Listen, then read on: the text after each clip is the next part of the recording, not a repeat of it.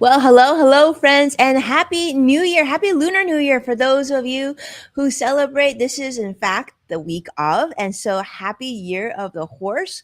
But welcome to today's live level up conversation. Let's get started. And now, get ready. I present to you Level Up with Winnie Sun.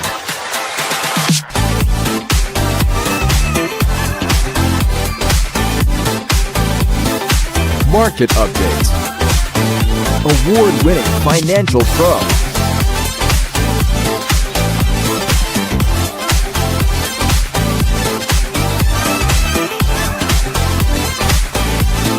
Welcome to Level Up with Winnie Sun.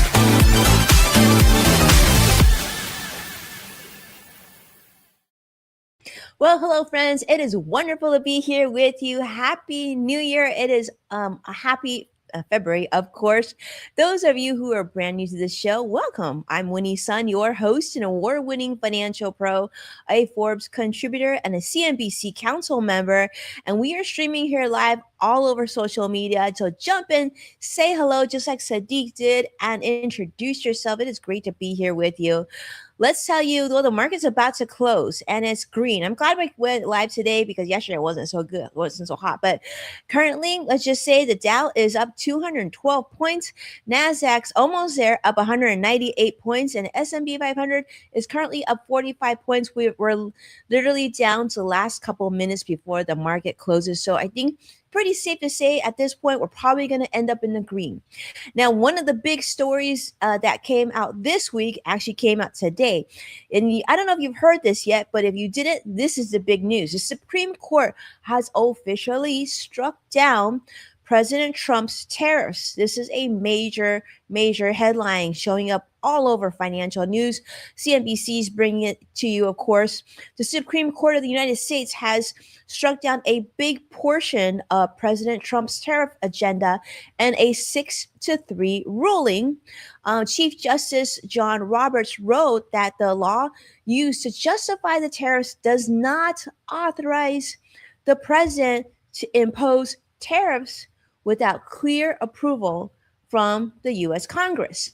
Now, Justices Clarence Thomas, Samuel Alito, and of course Brett Kavanaugh have dissented, but these tariffs were sort of largely imposed under the International Emergency Economic Powers Act, or the IEEPA, which does allow regulation of imports during what they consider national emergencies, but it doesn't mention explicitly tariffs. So the lower courts had already ruled that the tariffs were illegal before the Supreme Court upheld those findings. But why this is significant for all of us is because this is not only just a major setback to the Trump administration's signature policy, but tariffs we know were central to President Trump's economic and trade strategy. Now, this also says precedents and is saying that this does limit presidential power. The ruling actually reinforces once again that Congress actually holds the constitutional authority to tax. Now, the big question though that you should be asking is then what happens to the $175 billion potential tariffs that were collected? Is this going to come in the form of refunds? Now, obviously, this, and I mean, ideally, I'm sure many of you who are watching would be like, "Oh, great! Maybe I'll get a tariff refund check. I could use it for a number of things, hopefully retirement planning." But nonetheless, you can imagine how difficult that would be to quantify how big a check each one of us would receive. Now, of course, the Supreme Court did not clarify whether previously collected tariff revenue must be returned. But as you can imagine, that sounds very sticky and a little bit difficult to do. But I hope that it happens. I think many of you who are watching are hoping it happens because many industries, in fact, here in the United States have blamed tariffs for higher costs and supply chain disruption. If, in fact, a lot of company costs, especially sort of in the middle sector, not the huge, largest companies, not the smallest businesses, but sort of that mid sector, a lot of businesses have, suffered because of higher tariffs. In fact, some companies have had to not only shut down but also let go employees. So it definitely had a lot of impact. So there is definitely a positive to tariffs. There's also been a negative to tariffs, but nonetheless, it seems the Supreme Court has decided that a good chunk of these were actually not legal. So tariffs have been generating sort of substantial revenue for the US government, estimating ranging from $129 billion specifically to the IEPA to as high as $289 billion in total of last year 2025 collections. So quite a bit of revenue. Now, President Trump has argued that tariffs could, in fact, at some point replace income taxes, and even fund $2,000 tariff dividend checks to many Americans. But critics have argued that tariffs acted sort of as a national sales tax, increasing consumer prices, increasing things that you and I buy each and every day, adding to inflation. And the Supreme Court ruling that this could force the administration really to pursue new trade strategies through Congress or alternative legal authorities. In fact, right before I jumped on here with you, I already see headlines coming out that President Trump and his administration are looking at other ways to do other types of tariffs that they hope will become legal so that they can continue to receive more revenue to ideally bring down the U.S. deficit as well. Now, speaking of the deficit, I really wanted to hone in on this as well because I think this is something important for us to understand. It was been talked a lot about this week in financial press as well. At CNBC, the New York Times, many publications are talking about this record level of trade deficit, and the number is eye-opening. It's $901 billion. The goods gap continues to hit record levels. The U.S. trade deficit of $901 billion in 2025. Now, do you know that it was slightly down from the previous year of $903 billion, but the goods trade deficit hit a record high, even though the overall deficit narrowed slightly due to a growing services surplus, but nonetheless, imports rose 4.7% to 4.3 trillion, and exports, when we send things out, rose 6.2% to $3.4 trillion. Now, so, what did the tariffs actually do under President Trump? Well, so that 10% baseline tariffs and targeted levies, they were imposed, and companies sort of front loaded imports so ahead of tariffs because many companies knew tariffs were coming. So, they started to buy things ahead of time so that they could have something to sell that were a little bit less expensive, get us to the holidays and whatnot. But imports from China definitely fell nearly 30%, shrinking the China goods deficit to $202 billion, which is the lowest in over 20 years. However, there's a big however, the trade actually just shifted to other countries, including Vietnam, Mexico, India, Taiwan, Southeast Asia, where deficits actually hit record highs. So, although many goods still contain Chinese components from China, that just routed through other countries. So we're talking electronics and semiconductors. Those were largely exempt, but pharmaceutical imports, of course, increased, and U.S. manufacturing actually lost 80,000 jobs over the year. So the net was that although trade, so tariffs did take place, but trade was just like reshuffled, not really dramatically reduced. So that didn't help things. In fact, that's what we want to talk about next, which is the federal debt, because this is sort of the bigger discussion and what they're talking about in Congress. Okay.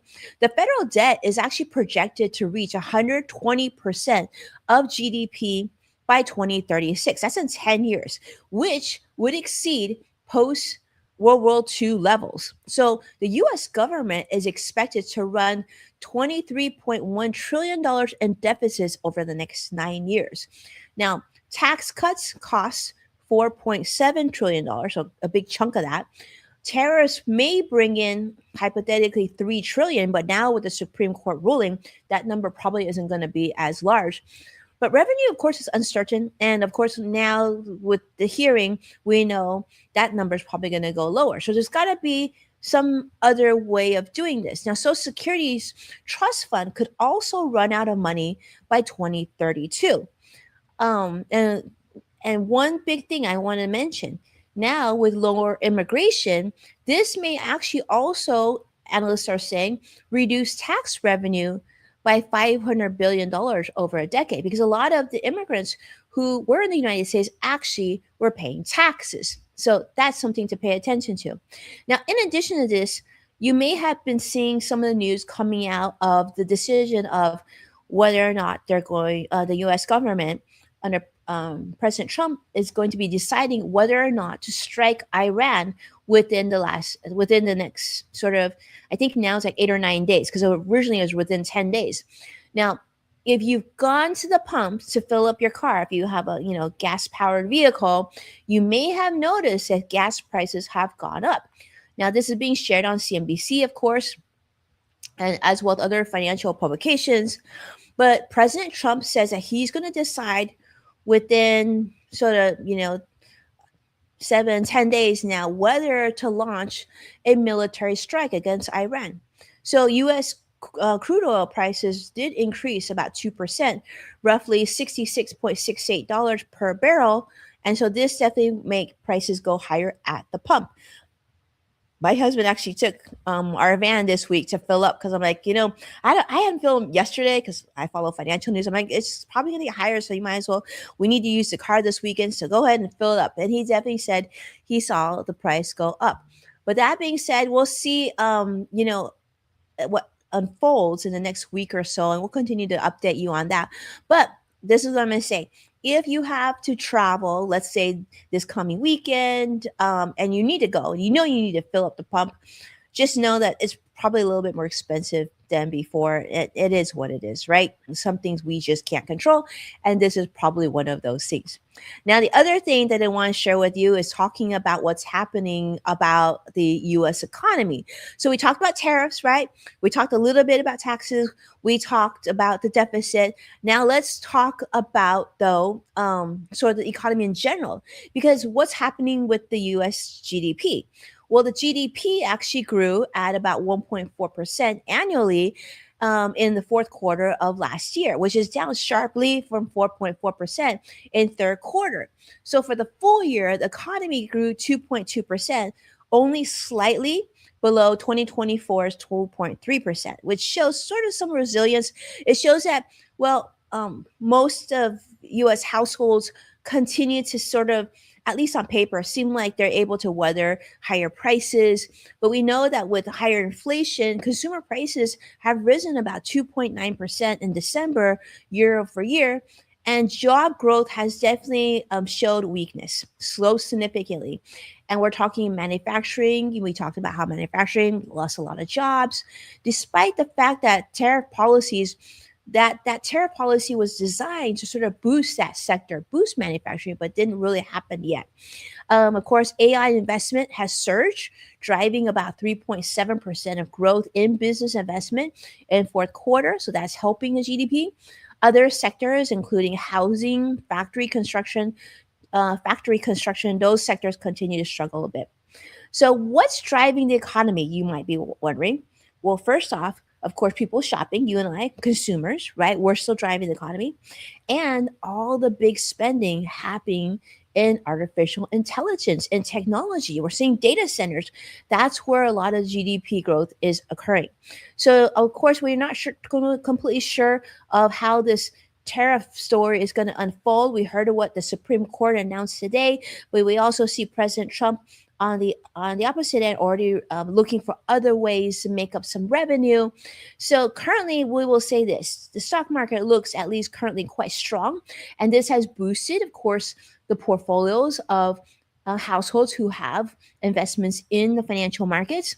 And of course, analysts are saying, well, those who typically have investments in the financial markets tend to be like, middle class and above, versus creating sort of a widening economic inequality to those on the other end of the spectrum.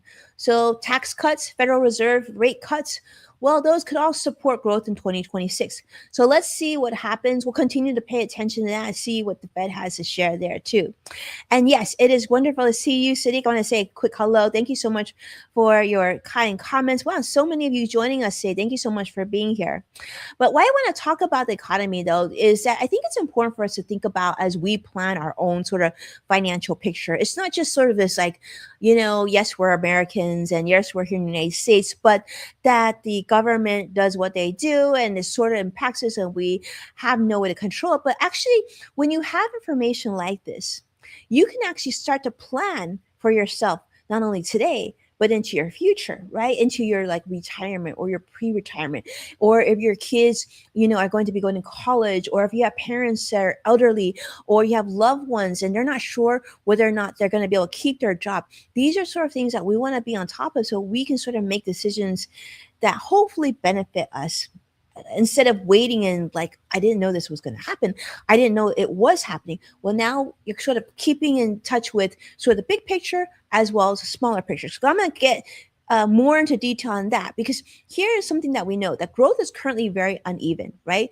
There are some people that are benefiting and there's others that aren't. There's a lot of people that have been losing their jobs for a number of different reasons. And that is something that, unfortunately, with the continued growth and just the trajectory of artificial intelligence, could be a reality for more and more people. So we want to plan ahead. And so I want to segue over to one story before we get into that. And that is, I don't know if you know this, but it's kind of big news. And if you work at Amazon, or if you, I guess, if you work there or you're in leadership there, congratulations to you, because Amazon, well, believe it or not, just surpassed Walmart in growth and reinvention. This is reported by NPR. Probably for many of you watching, that's probably not a huge surprise. Maybe some of you are just surprised that it didn't happen already. But yes, Amazon is now the world's biggest company by sales, because for the first time, Amazon brought in $716.9 billion, which is slightly ahead of Walmart's $713.2 billion. Okay, no shame there. I mean, you're talking billions. This is still huge numbers. But this is sort of a slow, steady race, not an overnight win for Amazon, because Walmart did dominate for nearly a decade. They have almost 11,000 physical stores, over 2 million employees. But the big difference and why Amazon has now taken the lead, of course, is technology. Amazon's cloud business, Amazon Web Services, AWS, is growing so fast as companies rush to build artificial intelligence tools. So it's sort of like that online versus in-store power. That's what they did. So Amazon leads in e-commerce. Now Walmart still dominates, of course, physical stores, but it of course is also rapidly growing online sales, which is up 24% for Walmart as well. But that was sort of news that came over there. So yeah, I just thought you should know, because I mean, I thought it was a little surprising. It's like, I mean, some of this news is really fascinating. Another thing I want to talk about that I don't know if you've been following, but I think it's important to know is what's been happening with social media. Now, I know you're here with me on social media, but social media, I think in this form is good because it helps us be able to share ideas and share information and get feedback from you live and very quickly and very efficiently. But there's sort of that, you know, the flip side of social media, the not feeling so good parts of social media, that mental health component.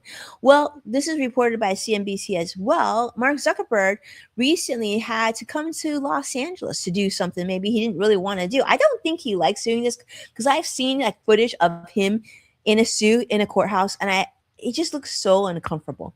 But Mark Zuckerberg had to testify in a major Los Angeles trial examining whether meta platforms like Instagram actually harm your kids, younger users.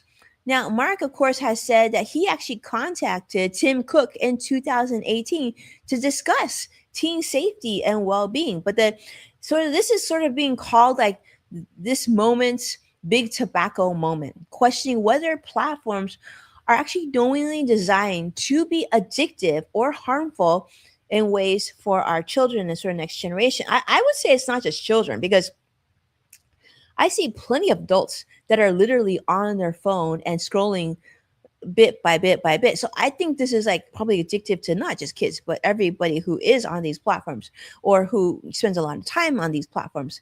Now, lawyers, of course, presented internal documents referencing goals to increase engagement time. Now, Mark has said that increasing time spent was sort of not a formal company objective, but the trial examined Instagram's cosmetic surgery, beauty filters, or potential for mental health impact on teens, and evidence does show that millions of those under 13 are users. And so Mark has said that Meta removes accounts it identifies as underage, though. And but they're saying that they probably, need to do more. I think that's what the lawsuit is saying. So the lawsuit is involving other companies.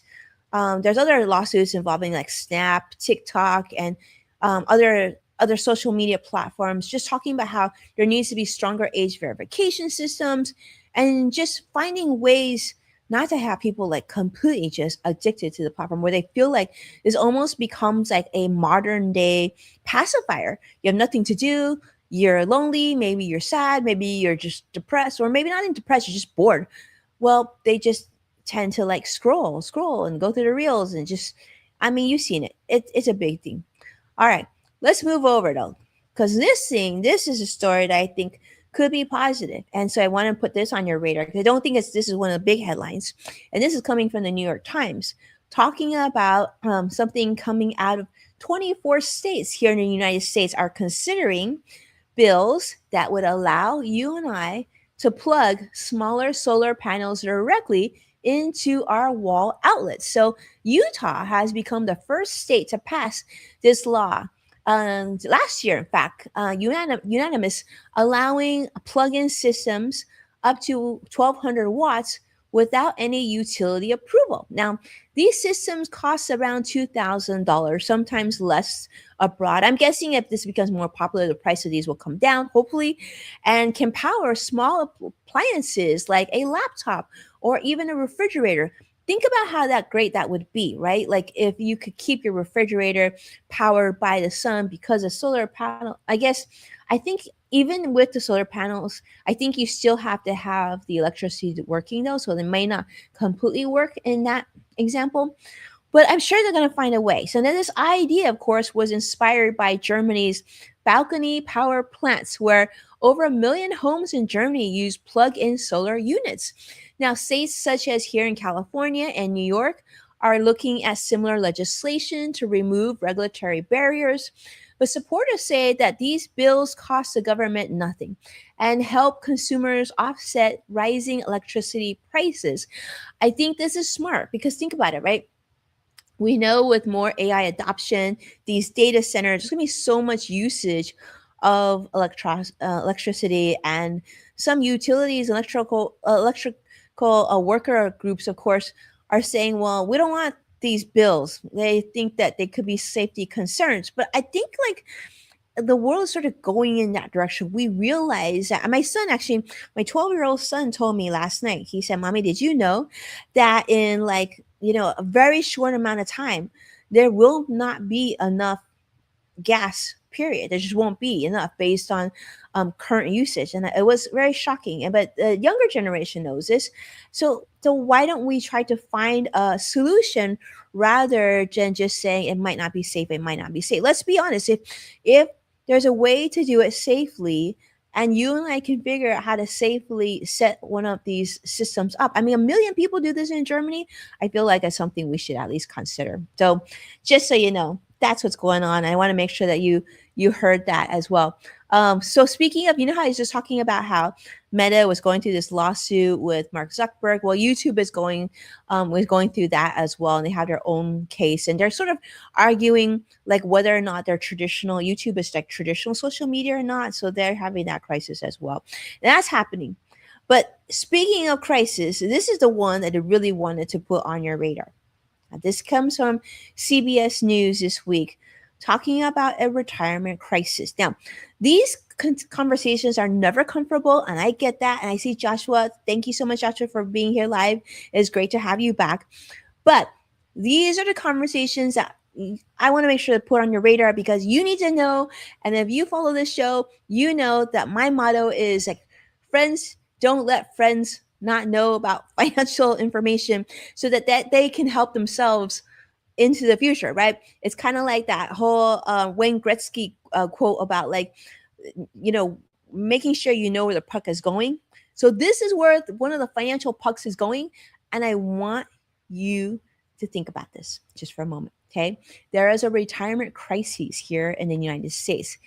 So the median U.S. worker here has only $955 saved for retirement. This is according to the National Institute on Retirement Security, NIRS. Now, some of you who are with me now, I'm sure are thinking to myself, okay, that sounds about right. That's how much I have saved for retirement. Some of you, I'm hoping, have more than that, hopefully a lot more than that. But about 56 million workers don't have access to an employer-sponsored retirement plan. This is like a 401k or 403b, maybe a simple IRA or some sort of, retirement plan at work. 56 million US workers don't have this. Workers who do have retirement accounts at work sort of have a median balance about 40,000. So that's good. So we know that companies that offer these plans, that their employees tend to participate in the plans. So Americans estimate that Americans who are surveyed, when people ask how much money do you think you need to comfortably retire, most Americans respond about $1.5 million to retire comfortably. Now that's a big number, right? And that's far different than the average amount that most Americans have in retirement, which is less than $1,000. Now, Social Security may face now a 20% benefit cut starting in 2034 if Congress doesn't act as well. Now, the senior poverty level rose 15% in 2024, which is the highest of any age group. Now, many retirees are actually returning to work due to financial pressure. So this is a major thing. The savings gap is massive. We're talking $955 versus a $1.5 million. That's a big, big chunk. And not to mention what's happening with, inflation and the concerns of what's going on with artificial intelligence and job and work preservation. This is a major problem. So the reason why I put this on your radar is because currently it's February of 2026, which means for those of you who haven't filed your taxes yet, maybe you haven't filed your taxes, maybe you have a little bit of money in your savings and you're like, I didn't know what to do with it. And I would just suggest considering putting that away for retirement. Now, we're assuming, of course, that you don't have excess amounts of credit card debt and you don't have like a lot of debt, right? If you have a lot of debt, then it may make sense to pay down the debt before you save too much, right? And maybe make sure you have some in your emergency savings just in case. But if you're in another situation where you have more money in your savings, but you haven't put away that much towards retirement, let this be a reminder to do that. And if you currently have a 401k or 403b at work, let this be a reminder to review how you're investing, review your retirement contribution amount, and think about starting 2026 a little bit stronger. Maybe challenge yourself to add an extra 5% in terms of contribution. Maybe have your portfolio reevaluated to see if it still makes sense. If you're over concentrated in things that maybe don't make sense, maybe this is time to make some changes, right? To get the help that you need. The good news is there's plenty of help. There's a lot of professionals out there that could give you some guidance, and I would suggest that you look for it. But yeah, Social Security, of course, we know is quite critical. So a 20% benefit would be really a bad thing. So if you haven't done it already, I just did this for my husband and I. But go to ssa.gov and you can go on there and download your Social Security statement. If you don't want to download it, you don't have to. But I would suggest going on there and just reviewing it, making sure that your income was reported correctly, and just look at the numbers and figure out when you think that you might want to start collecting, when you think you might want to retire, and see how those numbers jive. One thing I would say this, and I am actually have preparing a seminar right now for this, is once you have that data from your social security statement, there's so many scenarios that AI can help you um, work on to calculate to make this social security a really really useful tool and something that you can work on then eventually with your financial advisor as well, because there's a lot of data in there that I think a lot of Americans overlook. But yeah, waiting can be real expensive, so whatever you do, time is on your side. If you are still younger, whatever you do is not just about income, but time. Time is actually your biggest retirement asset. So don't forget, I mean, don't wait. Make sure to take advantage of it and do it as soon as you can. All right. So that's what we've got going on. The market has closed. The Dow closed up 230 points in the positive. NASDAQ closed up 203 points as well. That great day for NASDAQ. S&P 500 closed up 47 points, largely because of the news that came out of the Supreme Court that tariffs, well, some of the tariffs just might be not going to be happening very soon because of the ruling. But thank you so much, my friends, for being a part of today's Level Up with Winnie Sun. And if you want to watch past full episodes of Level Up with Winnie Sun, definitely check out Amazon Fire, Samsung, LG, Roku, and of course NASDAQ as well. Thank you so much for sharing the show online. I see many of you doing that. Thank you so much, Joshua and Sadiq, Bethany also, and Jason for doing that this week. Really appreciate it. I think there's a whole bunch of you. I don't catch all of them. I definitely need to do that. But you know who you are, and I want to tell you how much I appreciate you. Thank you so much for your support. Listen to, of course, Yes Factor with Winnie Sun as a podcast on Apple Podcasts and the LinkedIn Podcast Network for more insightful content. With that, be well, and I'll talk to you again very soon. Bye bye now.